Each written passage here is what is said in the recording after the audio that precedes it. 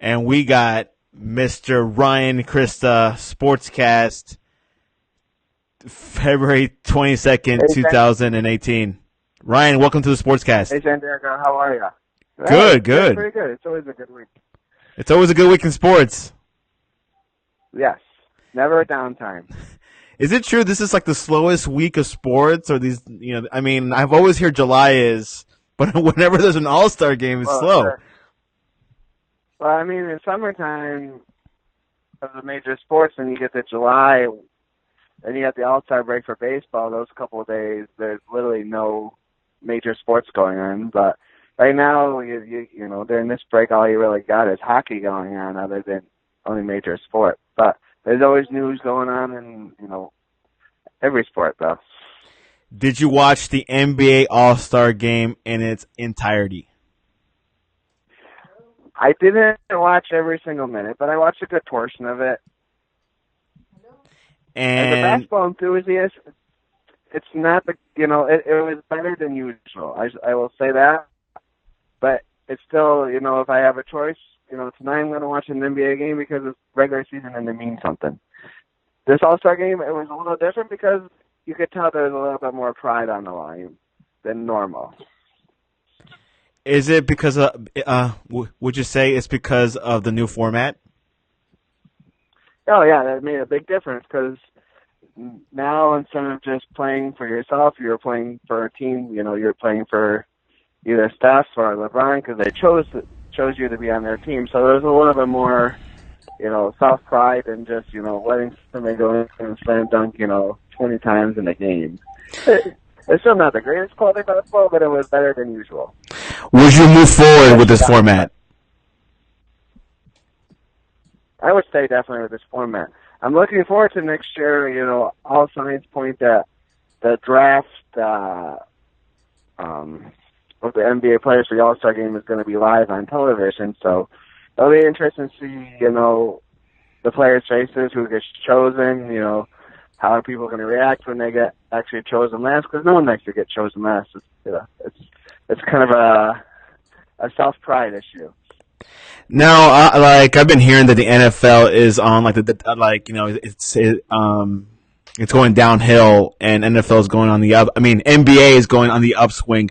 Do you think that's the case, that the NBA might reach NFL levels?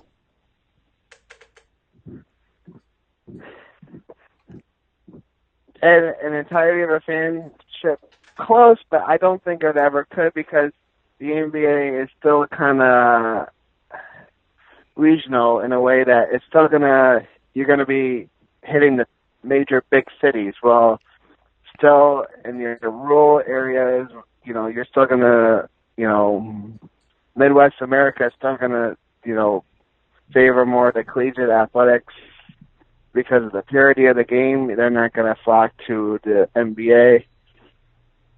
You're never going to get the ratings of an NFL game and NBA game well, just because, NFL is once a week. You're going to gain, more of a general audience. But the NBA, little by little, each year seems to be gaining a piece of that pie that the NFL is losing. I think it starts with how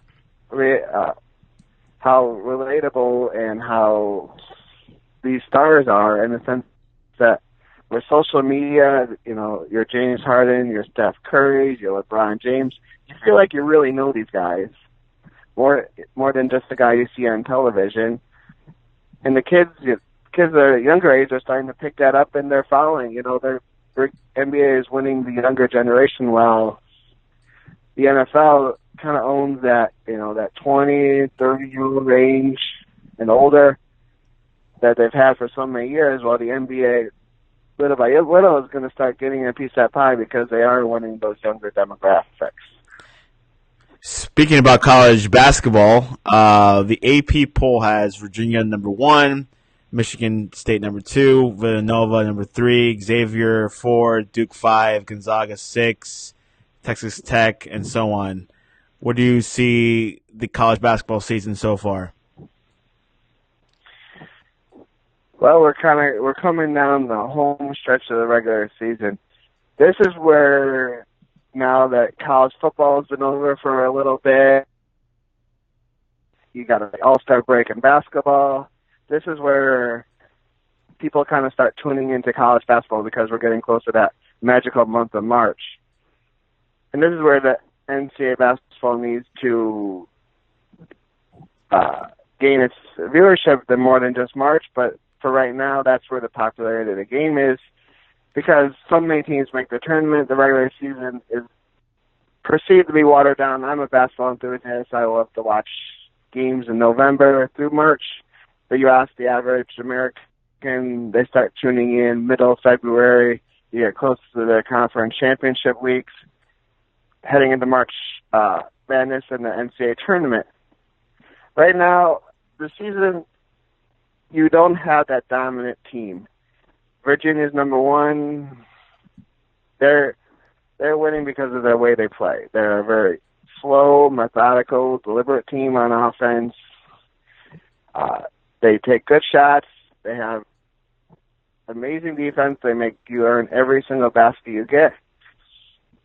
And they recruit to those type of players. They don't have any marquee names. You're not going to see any lottery picks on their team, but they recruit players to their system, and they're very successful. While you've got the Duke, who's got Martin Bagley, a lottery pick. Duval's a lottery pick. Grace Allen's going to be a high draft pick. It's two different ways of playing basketball. With five-star players, play through middle-of-the-road players that fit your system.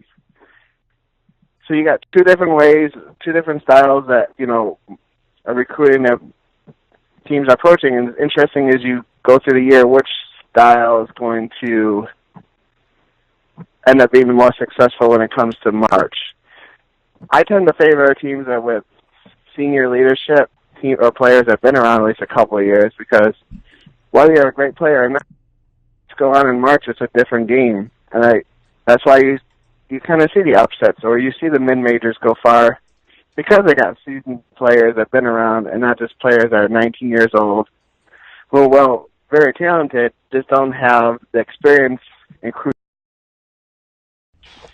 You are officially our college basketball contributor. I don't think I know anyone else that knows college football and basketball like you. I take pride in it. Thank you very much, Santiago. So this past week, Louisville got stripped of their championships, I think from 2011 to 15 over a sexual assault issue. What are your thoughts on that? I've got mixed emotions when you come to vacating wins or banners, taking down banners. I saw the 2013 championship, and I saw Louisville beat Michigan. Now the NCAA is saying nothing happened. There's no championship. So that whole season, nothing happened.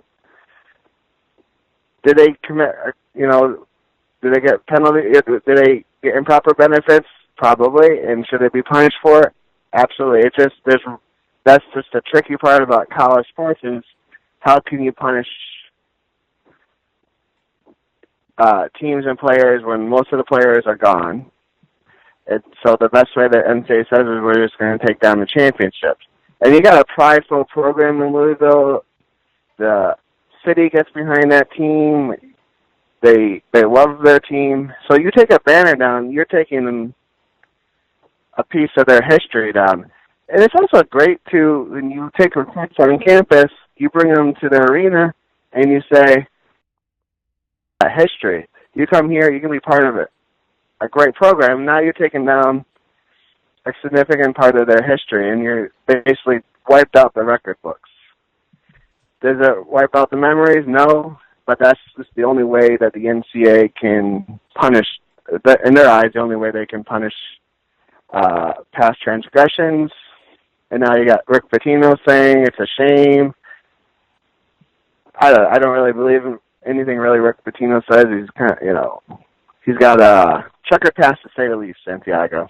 Really? I'm a Rick Pitino fan. I think, obviously I don't know, too much in detail like you would, but I thought he was a great coach. He did not do well in the NBA. but I kind of thought he was a very good college coach. But obviously, there's going to be some, no one's perfect, and there's going to be flaws somewhere, and obviously coaches want to win, and they'll do anything to win. They'll offer like one player like they're anything they want, the universe, but sometimes you can't. Sometimes you can't do that. You got to go within the rules, unfortunately, and you got to play fair, and then we got to call the balls and strikes. But yeah, it's kind of the issue now. We're sitting on this. We had that major scandal with Louisville at the beginning of the season, with Auburn and Arizona and USC, where assistant coaches got fired for receiving money from boosters or shoe companies to make sure certain players go to certain universities. And now, inside sources say the FBI has got more people and major programs. So now we're sitting on this bombshell. Is it going to be as big as what they're saying? I hope not, because this could really change college basketball. For what we know, if we have major programs that are going to be on probation for long periods of time, it's going to see how that affects teams getting banned from postseason. It's going to be an interesting offseason, to say the least, in college basketball. And speaking about offseason, ESPN is reporting that Kirk Cousins has received 7 offers so far. Keep in mind, free agency starts until March 14th. The first offer was from the Jets, your beloved Broncos, the Vikings, the Jaguars, the Browns, and the Cardinals, and the Bills. It's interesting how the Vikings are offering something, even though I think the Vikings are pretty set on quarterbacks. And the Jaguars, I guess they're not set with Blake. No, Blake Bortles is an interesting story. You had a team that had a lot of games, 1 or 2 plays from the Super Bowl, but they feel like there's just one player away from sealing the deal of going to the Super Bowl, and that's bringing in an accomplished quarterback, because they still feel like at the end of the day they're limited in what they can do offensively with Blake Bortles. And would I make a move on Jaguars? I don't know. That's up to Tom Coughlin. He's built a couple of championship teams in New York, so he knows what he's doing.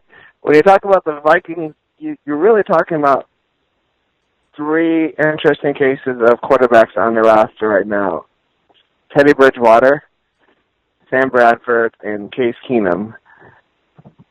With Bridgewater, only quarterback really, the young quarterback who they have under contract for future. But you got Bradford and Keenum, which I believe they're going to let walk at the end of the season. So I think that's why you're seeing interest in Kirk Cousins, because you got another team that's got ready-made to continue to have a great season next year, because they have great defense, offensive line, running back with Dalvin Cook coming back next year. They feel like they're one great quarterback away from making a run to the Super Bowl also. And, of course, you got the beloved Broncos, which I've always said will be the perfect spot. Not saying because you're a Broncos fan, because I'm looking at it on paper. I think the Broncos is a good shot for Kirk if he wants to win a Super Bowl in the next 5 years. Yeah, you would think so. You take away went to the Super Bowl with very marginal, limited Peyton Manning. But Peyton Manning provides the leadership. He didn't turn the ball over. And that was the equation to win games, because you had, that great, pass rushing, Von Miller. You got the no-fly zone defense, Keith Talib and Chris Harris. The only issue with the Broncos is that they spend so much money on their defense, they just have limited salary cap issues. It might cost, if they're going to bring Kirk Cousins, it's going to maybe cost them keeping Demaryius Thomas on the roster, or Emmanuel Sanders. It's a give and take, or they maybe have to get rid of one of their cornerbacks. You can't bring Cousins in for the amount of money that it's going to take without giving up something if you're the Broncos. And if I was Kirk, I would cash out. You only have so many time to make money in the NFL, and I know it's crazy to say when he's demanding such a high price tag. But if people are willing to, you're only as valuable as what people are willing to pay for you, and people are willing to pay a lot of money for a franchise quarterback because a franchise quarterback equals the chance to go to the Super Bowl, and that's the ultimate goal for an organization. Which is the same situation for LeBron James this summer. So, will he cash out or will he stick with his heart and just stick with Cleveland? So if he wants to cash out, he's got to stay in Cleveland because they can so offer him the way the NBA salary cap and roster structures. The Cavaliers can offer him more money than anybody else can. It's these, what does his heart want? Does he believe the Cavaliers are heading in the right direction? Does he does he feel like this team will never be able to eclipse the Warriors? Is he want to start and rebuild it with like the Lakers, with him and Paul George? If Paul George comes over, with young players like Lonzo Ball and Brandon Ingram, he's going to obviously be the best player in the league right now, one of the best players of ever. So he's going to have, all 32 teams will do whatever they can to get him on the roster. But when it all said and done, I believe he's going to stay in Cleveland because I think that's where his heart is. I agree. Ready for some random questions? Sure, let's do that. How do you have your pancakes? With maple syrup. Usually I have to elaborate. You could add, peanut butter chips, chocolate chips, pecan, blueberries. My wife would add peanut butter every day because she's a peanut butter enthusiastic. But I'm simple. I just like a good maple syrup. Maybe some whipped cream. I'm a simple guy when it comes to my flapjacks. Which is more of a boring sport, golfing or tennis?